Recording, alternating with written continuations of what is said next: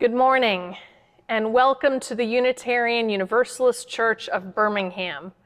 Whoever you are, whomever you love, wherever you are today, and wherever you are on your spiritual journey, you are welcome here. Today we continue the practice during this pandemic of meeting in our Zoom room to watch the service together. You can head over there by typing in bit.ly/UUCBHAM,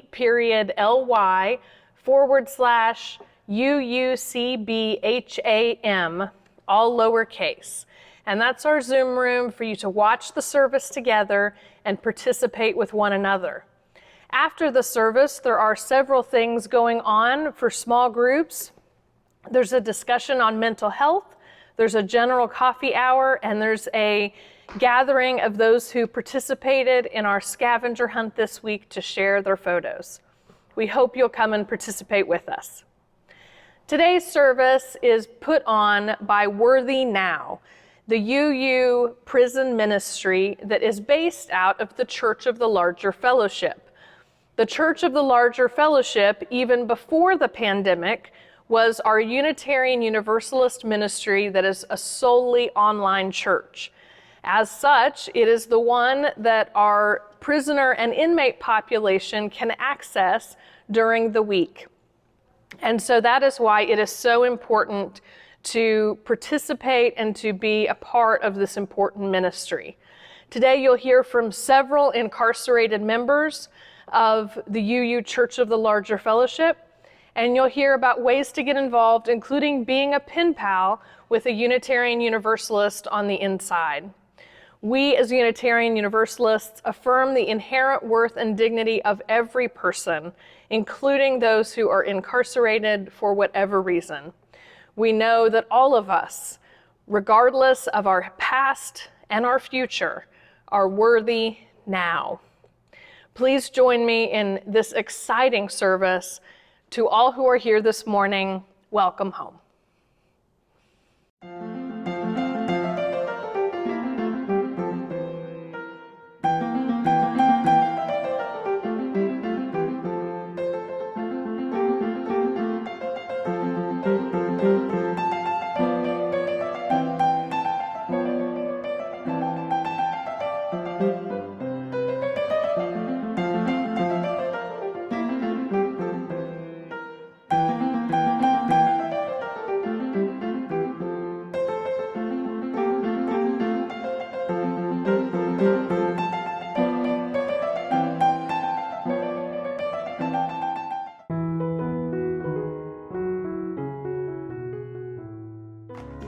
We are the Church of the Larger Fellowship, a Unitarian Universalist congregation with no geographical boundary, working toward creating a global spiritual community, rooted in profound love, which cultivates wonder, imagination, and the courage to act.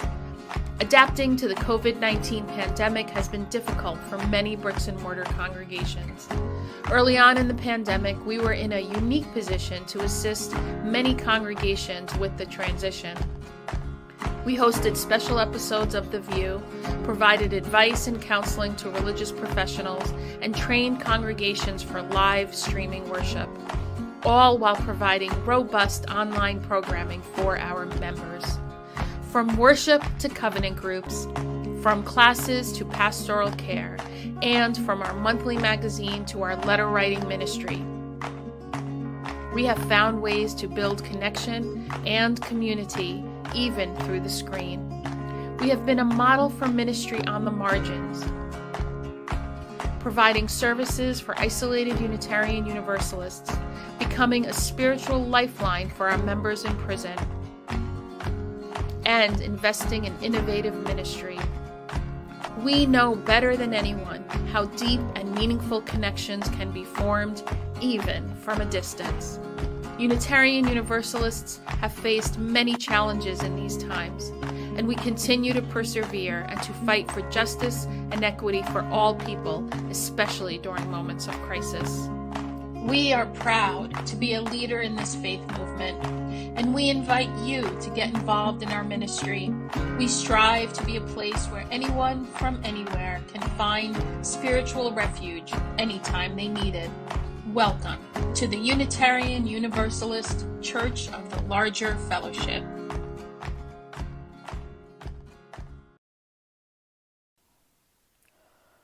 Paul and Silas, bound in jail, had no money to go their bail.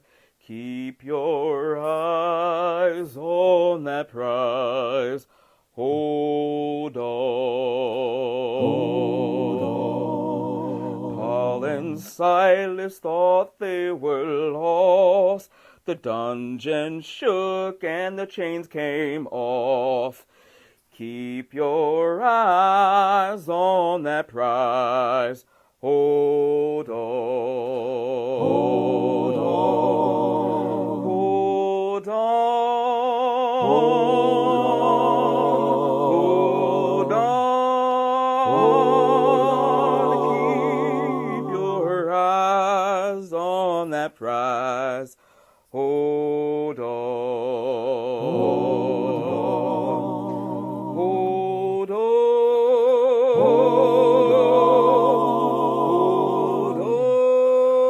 Hold on. Keep your eyes on that prize. Hold on. Hold on. The only chain that a man can stand is that chain, oh, hand in hand. Keep your eyes on that prize and hold on. Hold on. You know, the one thing we did right was the day we started to fight. Keep your eyes on that prize and hold on. Hold on. Hold on. Hold on. Hold on. Hold on. Keep your eyes on that prize and hold on. Hold on. Hold on. Hold on. Hold on. Keep your eyes on that prize and hold on.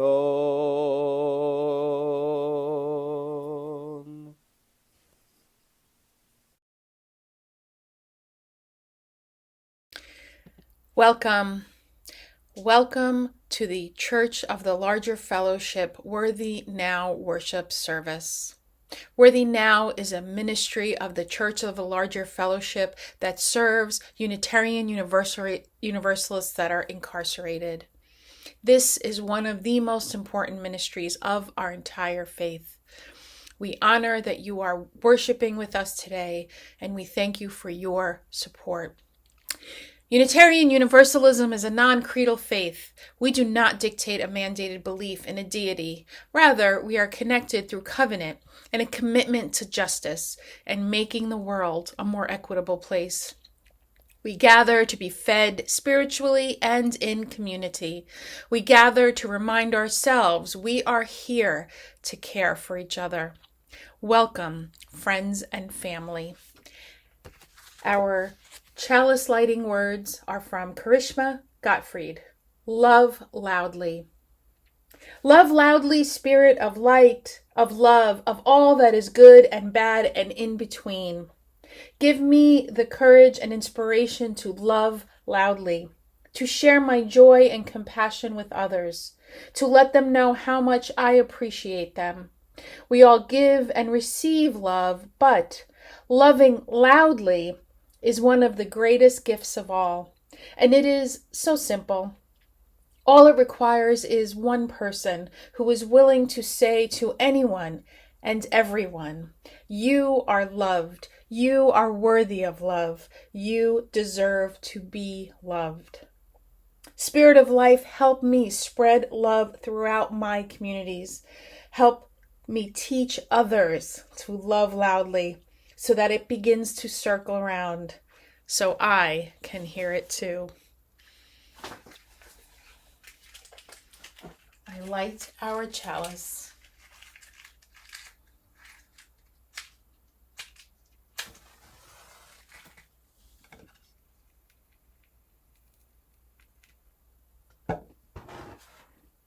Blessed be.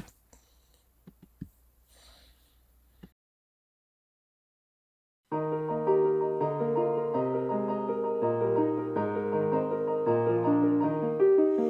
the light of days remembered turns a beacon bright and clear, guiding hands and hearts and spirits into faith set free from fear.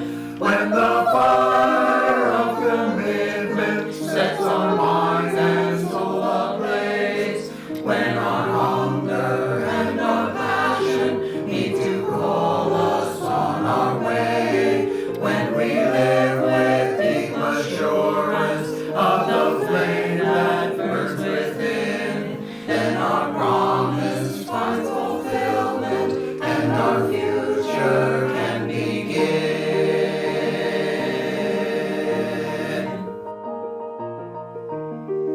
From the stories of our living rings a song both brave and free, calling pilgrims still to witness to the life of liberty.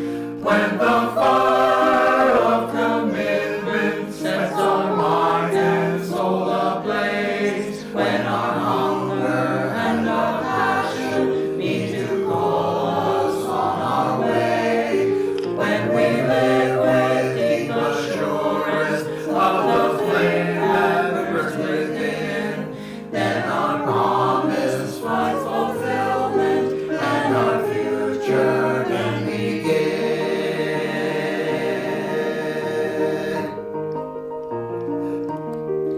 From the dreams of youthful vision comes a new prophetic voice, which demands a deeper justice built by our courageous choice. When the fire of commitment sets our mind and soul ablaze, when our hunger and our passion need to call us on our way, when we live with deep assurance of the flame that burns within, then our promise finds fulfillment and our future can begin.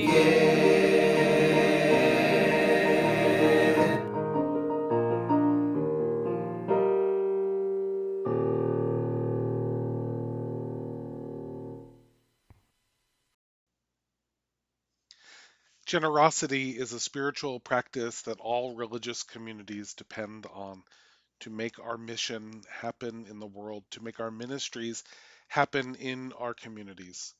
We encourage your generosity to your home congregation and invite your generosity as well to the Church of the Larger Fellowship. Our prison ministry, serving over 1,300 incarcerated Unitarian Universalists around the United States, depends on the generosity of members and friends and partners all over our world. And we thank you in advance for considering it. Thank you.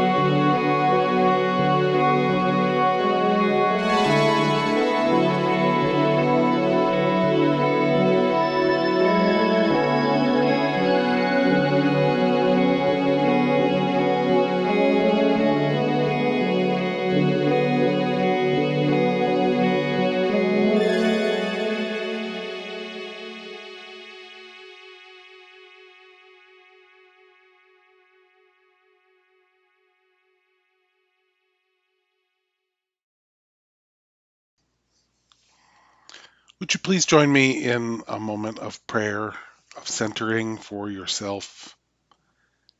Spirit of life and love, God of many names and beyond all naming, we gather today in deep gratitude for all of the blessings of our lives, for the joys that lift us up, for births and for laughter, and for the ability to be together in community.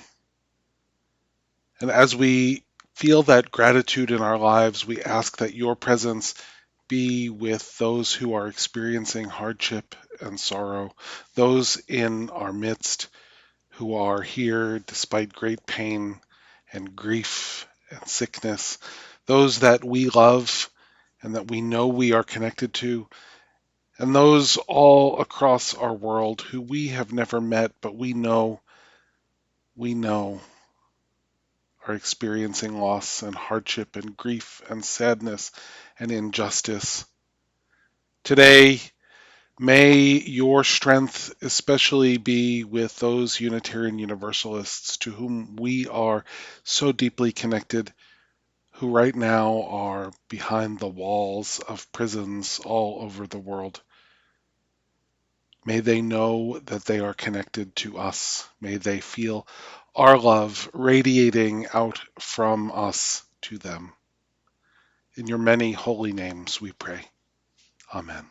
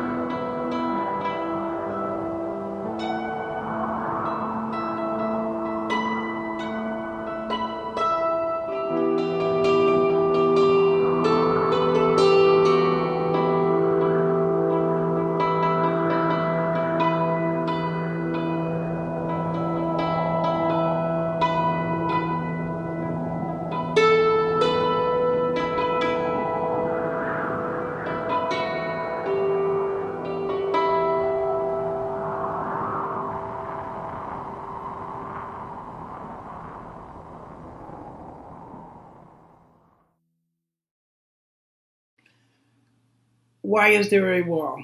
It's a parent reflection from UU World edition, spring edition 2021, and it was written by me. In the book, picture book, Myra and the Big Story, two villages sat on either side of a river, so close that they could see and occasionally hear each other. In their isolation, each crafted stories about the other that may or may not have been true. And yet, both people had come from the same place, made of the same stuff. A wise elder from one of the villages said that there will never be peace in their valley until the people in both villages find a story big enough for them all. In this book, Myra, a child who in naive curiosity crosses the river, and she makes a friend. If Myra were to look over the walls into prisons today, she might ask, is this a separate village? Why is there a wall? Why are there mostly black and brown people in the wall? She would be troubled to realize mothers were behind that wall, separated from their children. Why is this when we're all made of the same stuff? The fear of the other has fed institutional bias and contributed to a burgeoning prison industrial complex, a system that exists only to separate and to punish, a system so abusive that it should not be continued and it should not be tolerated. When people or society feel harm, the instinct seems to be isolate, separate, and punish. This permeates all of our relationships, and we teach it to our children from a very young age. I am a mother who has reflected a lot about what it takes to raise a child. I grew up with lessons from Dr. Spock and spare the rod and spoil the child. And then when I attended college, I learned something called proportional response. I still have no idea what that is, but it is clearly part of a culture of punishment manifested in our current prison system. Is incarceration the best society can manage when someone's mere presence makes another one feel harm, even when that first someone has not done nothing? Part of the way I deal with these questions is to rely on my faith. The UU's first principle is the inherent worth and dignity of each person. The seventh principle teaches respect for our interdependent web. We are all worthy, and we are one village. How can we, as people of faith, accept a world that harshly sends people to prison? We need a new message, a message that is not focused on separating, isolating, and punishing, one which is focused on healing and forgiving. May it be so, blessed be. My name is Beth Murray, and I work for the Worthy Now Prison Ministry Program at the Church of the Larger Fellowship. We'd like to let you know that the following testimonials from incarcerated Unitarian Universalists contains references to suicide and transphobia. Please take care of your hearts. From the Voices Within. Benjamin, incarcerated in Georgia, wrote in December after receiving a holiday card from the CLF. I was very close to suicide, and your thoughtfulness stopped me. Thank you. This is a very lonely time of year, and as a mentally ill person, the fight to prove my worth to myself is my endless battle. Thomas, incarcerated in Texas, wrote that he is a trans person in solitary confinement. He's held in solitary because it is the only place the prison facility can keep him safe. He's allowed outside 20 minutes every day, and what he misses most is seeing the trees, which are not visible beyond the barbed wire. A reading titled Buddy by John incarcerated in Oklahoma. She arrived early Monday morning, homeless, forlorn-looking, carried by the maintenance worker who had found her. By afternoon, she had perked up and was attentive and active. In fact, she'd become comfortable enough that it seemed she liked being held, but that may have been because of the air conditioning and her lack of feathers. Still, she would nestle down in my cupped hand and go to sleep. By evening, she was exploring her new surroundings energetically, scurrying around the room, exercising all her muscles, her appetite bordered on ravenous. When darkness fell and she settled in for the night in my left shoe, the world seemed at peace. Apparently, that's the way she died, peacefully, during the night. There was no indication of any problems when she nestled herself into my shoe, and I checked on her every time I awoke. Few will miss this awkward, ragged-looking, not yet fledged baby starling, but I will. Buddy was loved for a day, if only by me. But that's more than some beings on this planet get, and she brought joy to several people in that short time. I suspect that her mother grieves her missing child. I know I do. But I also know that I was blessed by this little time that our lives touched. I hope she was as well. John died in November 2020. When Michael, Aisha, and I were in discernment about coming to the CLF, about joining as the new lead ministry team, we talked about the different areas and aspects of the Church of the Larger Fellowship. We talked about all the great things that the Church of the Larger Fellowship does. We just talked about everything, and we dreamed about what it could be, what it is, and we talked about the areas in which we had a special calling to ministry. And I talked about the Worthy Now prison ministry and my calling in particular to that ministry. I come from a community that knows very firsthand what the prison industrial complex means. We know what it means to not know where somebody is because they're in transit. We know what it means to not see a relative just because they haven't gotten a notice that they needed. We know what it means to have people denied medical care because their commissary account is overdrawn. We know what it means to have people caged and locked away.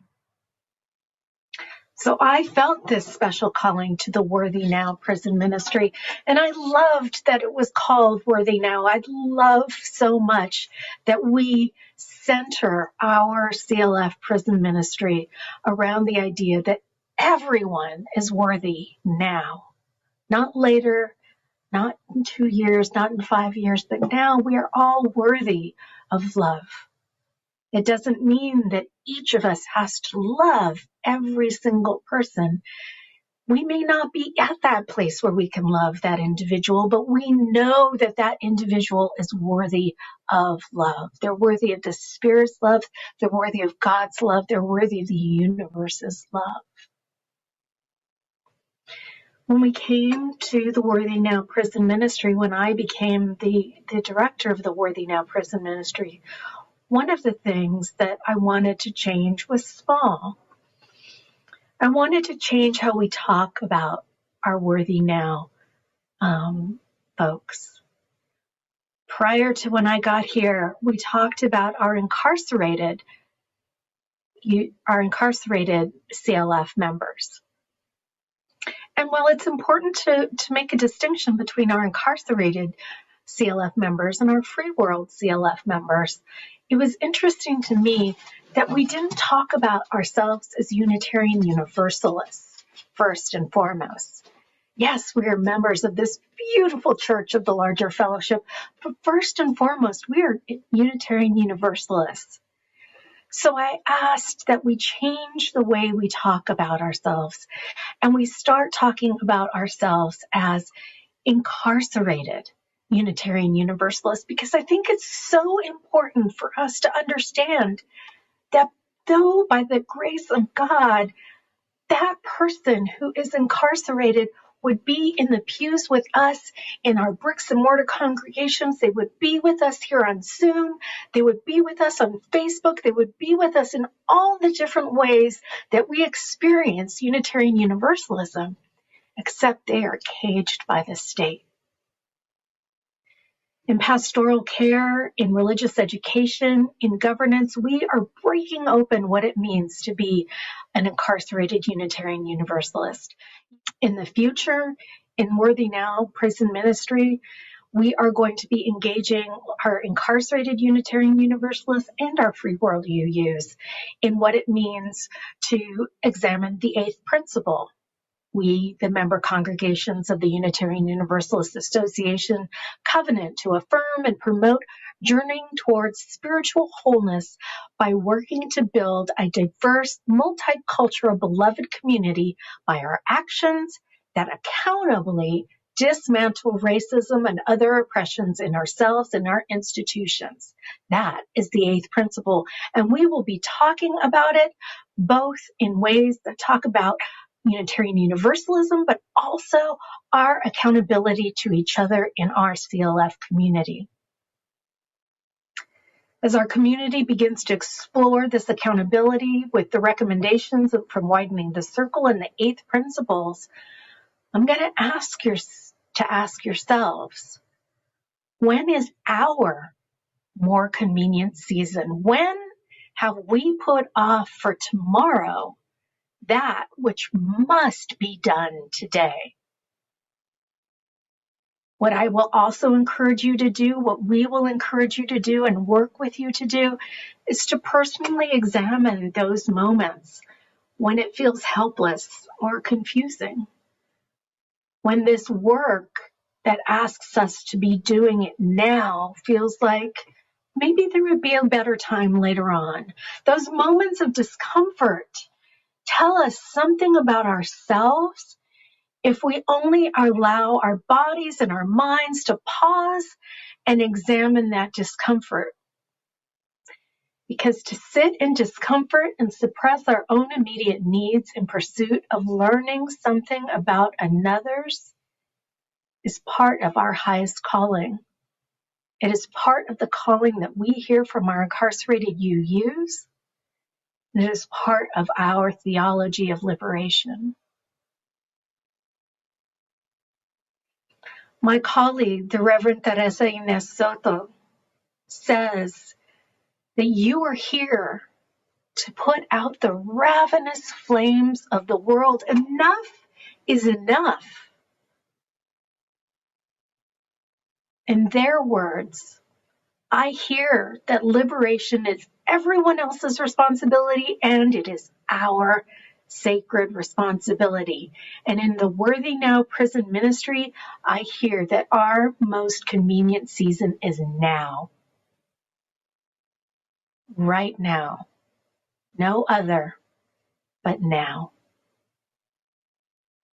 We can try to avoid the discomfort of that, or we can face it head on, knowing that if we do it with each other, if we do it in community, in this time, and in solidarity with communities whose lived experiences are the keys to dismantling racism and oppression, we can find that liberation. We can find each other's worthiness, and we can find it now.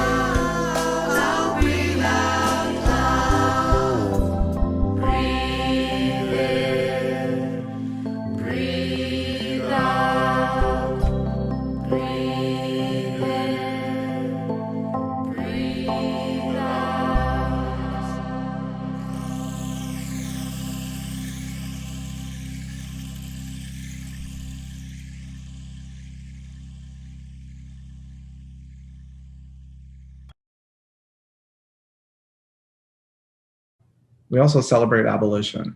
It's the grandmother of US resistance movements. Black and white abolitionists perfected the speaking tour, the rally, the boycott, and cultivated leadership for later struggles such as the suffrage and labor rights. It also created the clandestine underground movement called the Underground Railroad, which has been noted by some historians as one of history's most intricate networks of conspiracy.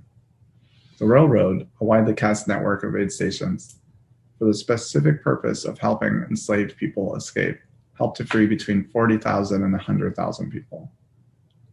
Many conductors were Black, such as Jane Lewis, a Black woman of New Lebanon, Ohio, who was known for her heroism in regularly rowing escaping enslaved folks across the Ohio River.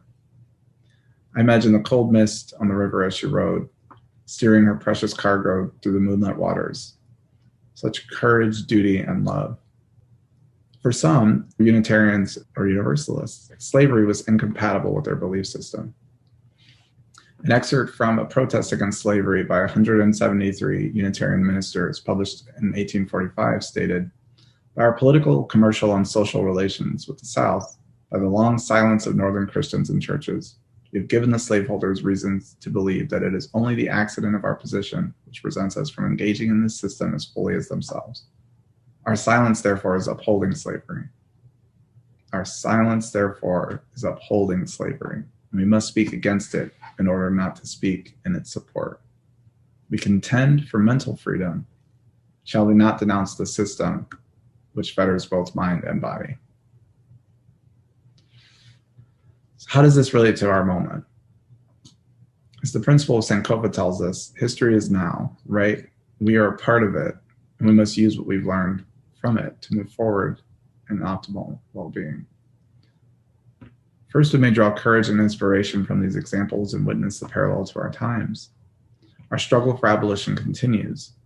The American criminal justice system holds about 2.3 million people in over 1,800 state prisons, 110 federal prisons, about 1,700 juvenile correctional facilities, 3,100 local jails, 218 immigration detention facilities, and 80 jails held in native country, as well as in military prisons, civil commitment centers, state psychiatric hospitals, and prisons in the US territories. And the inequities are extreme. Despite making up close to 5% of the global population, the US is nearly 25% of the world's prison population. And the rate of incarceration is much higher for Black, Indigenous, and people of color than for white people, despite comparable rates of offense. Also, together with the federal government, over 4,100 corporations profit from mass incarceration in the United States. Because, as one of our local leaders here in Akron says, Demario Cooper, reminds us that the US is addicted to free labor. And the reality is that the mass incarceration system we have in this country is an extension of the slave labor system of the antebellum era. Prisoners producing everything from park benches to toilet paper, to microchips, to ghoulishly, even police and prison guard uniforms. As we navigate the ways to combat this system, we remember our ancestors like Jane Lewis, rowing over the river, rowing through the anxiety, rowing through the worry, rowing through the struggle, and rowing toward a brave space. We can draw inspiration from the ways that UU history speaks to us through this moment. The struggling for more equity is part of our tradition. We have been part of a progressive movement for longer than the lifespan of this country and have consistently been on the forefront of social change and innovation. In my own church here in Akron, Ohio, the ancestors of my congregation hosted the second Women's Rights Convention. They're at the Universalist Old Stone Church. Former slave Sojourner Truth electrified the gathering with her innate I Am Woman speech.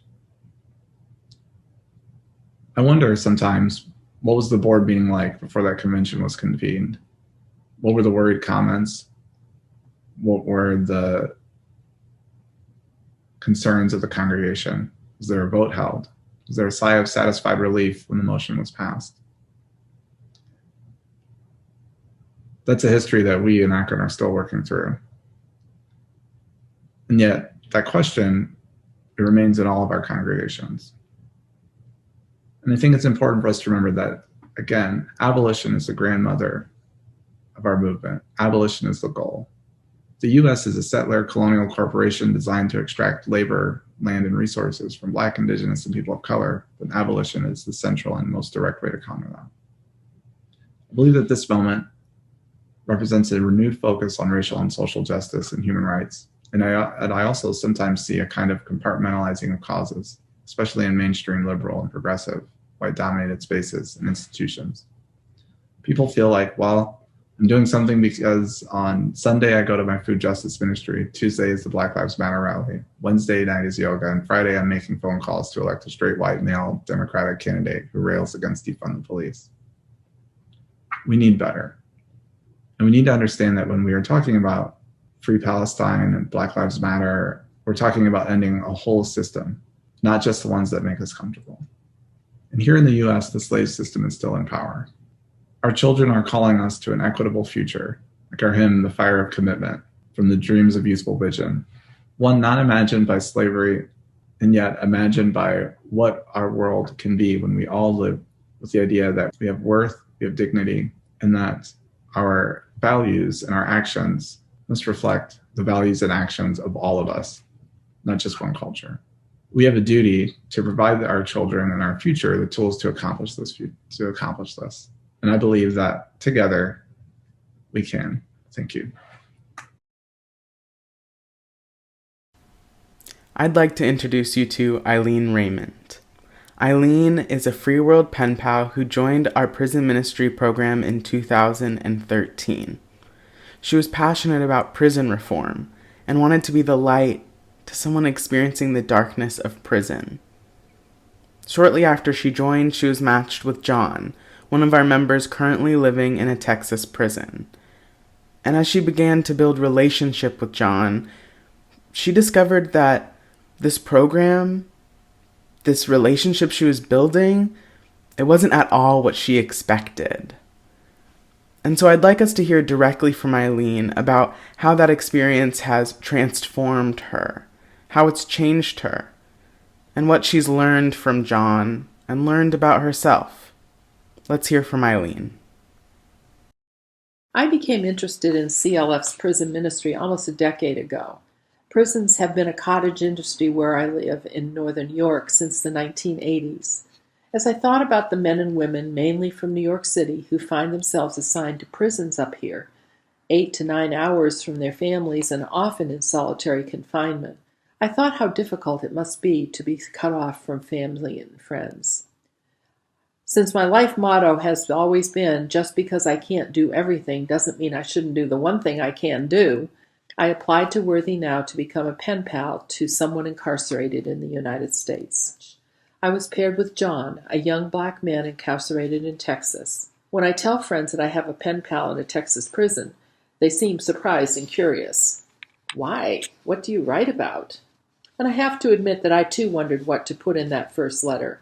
I'm a white retired college professor living a comfortable middle-class life here in Canton with my wife. What could I possibly have in common with this young man? Like any new venture, the way to start is just to start. I told John a little bit about my interests and activities and asked him what he was interested in. I soon learned that he likes to write.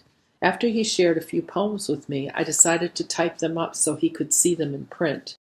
To date, John has shared literally hundreds of poems with me. When he asked about how to find poetry contests that he could enter, I helped him prepare the entries for several significant national contests. Let me share a poem he shared with me. I have a vision. Rain pours like a falling cup, drenching the foundation of my heart, sogging me to the very core. The rays of the sun dry me up, cracking like fault lines in the earth. Scorched beyond repair, my soul is sore. Sullen and put out by my world, wishing to be the source of good deeds, longing for a way to promote global happiness. Equal rights for humankind, race or creed, boy or girl, peaceful nations and unions for our seeds, letting our actions, not religions, display righteousness. Living with differences by understanding, judging none, learning to love and accept all, bonding together for the common goal. Create ways for outreach and start helping, holding ourselves accountable. We will not fall.